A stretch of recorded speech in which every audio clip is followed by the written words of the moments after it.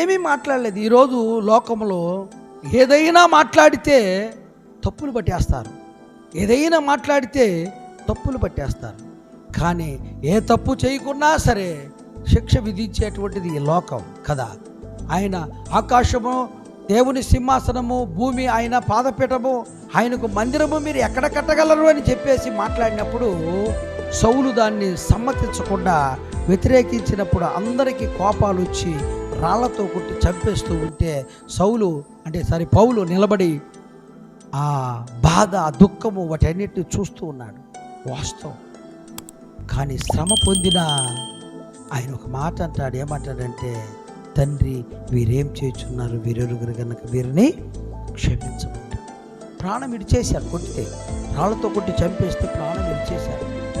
ఆ ప్రాణమును హింసిస్తుంటే దాన్ని ఈ పౌలు సమ్మతించాడు.